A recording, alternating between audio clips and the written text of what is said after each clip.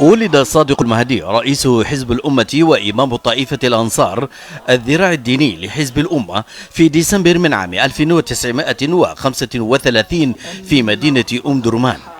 درس المهدي المرحلة الابتدائية في مدارس الأحفاد في أم درمان والثانوية بين الخرطوم والأسكندرية.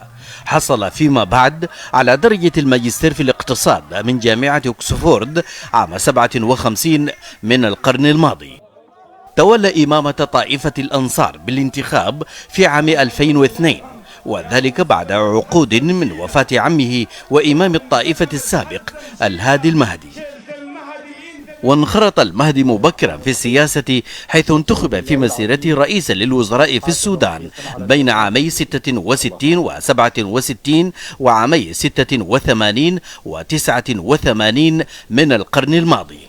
وظل المهدي من أكثر القيادات السياسية السودانية معارضة للنظم العسكرية والشمولية، وقد تعرض بسبب ذلك لعدة اعتقالات في فترات الحكم العسكري، حيث عارض نظام الحكم العسكري الأول بزعامة إبراهيم عبود ودخل معتقلاته، كما عارض النظام العسكري الثاني بزعامة جعفر النميري وتعرض للاعتقال لسنوات خلال عهده.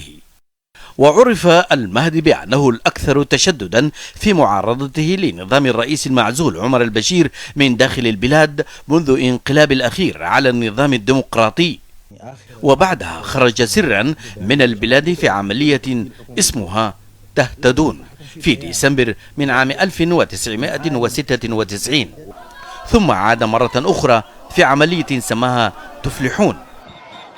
ويعتبر المهدي من الداعمين لحراك ثورة ديسمبر الشعبية في العام 2019 التي أطاحت بنظام الرئيس المعزول عمر البشير.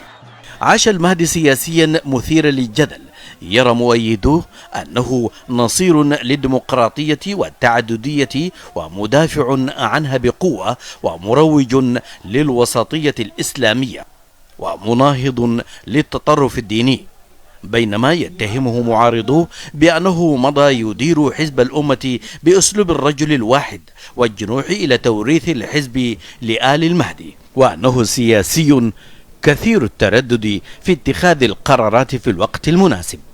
الطاهر المرضي، الجزيرة، الخرطوم.